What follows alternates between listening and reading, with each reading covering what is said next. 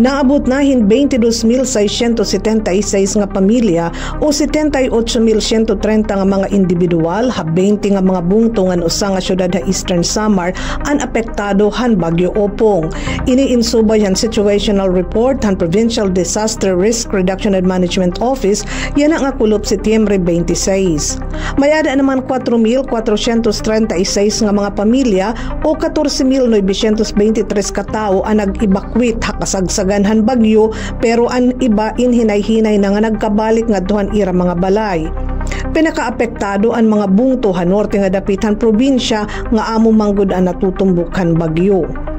7 katao ang nahireport nga nawawara kakulop dito habong tuhan giwan na hinabuinihan malunod ang ira sinasakyan nga pump boat tipakad tukunta hiraha humunhun.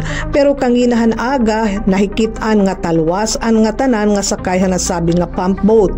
Pero may ada pa lilima nga mga tao mga parapangisda ini nga mga taga Maydolong ituntubtubyan na diri pa nakakabalik. Ngani ang PDRRMO inaghangyo na hiton Office of Civil Defense para hin air asset nga mabulig pagturoy hanasabi nga mga tawo. Samtang waray naman report sin babaha nga waray paghapon impormasyon bahin hindanyo sa mga balay, agrikultura, infrastruktura nga iba pa. Kagabi na parong ang serbisyo elektrisidad pero binalik inihan niya na nga aga. Halain naman nga bahin igin report han DepEd Eastern Samar nga may ada mga eskwelahan nga ginamit anay como evacuation centers. Sumala pa hiton Information Officer Mr. Abner Aclao, damo nga mga classrooms ang nakasustener naman hindanyos darahan bagyo. Siring niya, nagpapadayon pa yan na iton assessment para madeterminer ang danyos nga daha ira infrastruktura. Naging hands-on naman ni Governor R.V. Evardon ni pagmonitorhan sitwasyon. Nakatutok ini ditohan kanan PDRR Operations Center.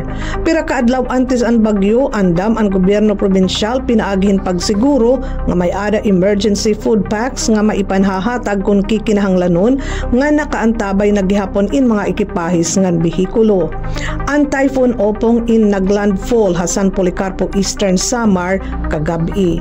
Nagpapabilin nga suspendido ang trabaho ngan klase habugos nga probinsya nga daya na nga adlaw Setyembre 26. Padayon gihapon iton monitoring habugos nga probinsya para madeterminer o ma-assess iton eksakto nga danyos.